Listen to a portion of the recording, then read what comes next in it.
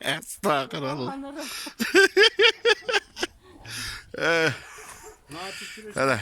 Kartlayıp kalganda da göndürdüm de tay. Ha, Bir doğru ya canavar. İyilik verdiyse iyilik etti ama evet aklımda. ana. Ha men azım minem.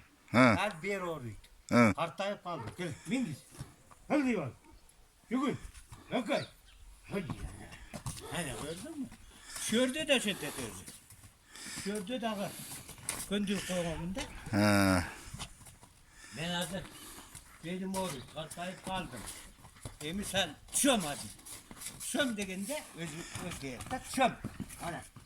Özü mü lan be? Hatta hangarı. He. Ha. Emminem oldu yuva. Ay yana. Kaldı gittik. Anam ulakta. Ulakta deyin ki etti ama torpa ulaktı. Ha. Götürüş kıyın. Ha. Ulan da tek ulak olsa alıştıracağız da. Ha. Ha. Tek ulak cirge çık kaldı mı? Ha. O sürgü var. Çak. Çak. Hayat. Attım taştayım bayrağı. Hadi. Bıyakcağından da denk geldi. Ana. Öte aklımda. Müsaade. Tek kulak catat şöyle. Ha. Hekkey! Hekkey! Hekkey de! Hekkey! Ya! Sinas geldi gitti. Sana.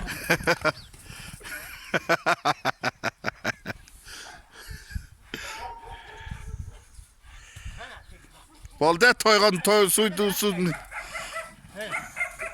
Lan da böyle taştayım da. Taşta toplamlaktı.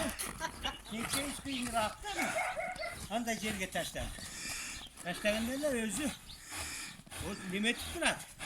Ay canım, ağzımın annen özü. Ya, canlı. Hekkey! Ya can!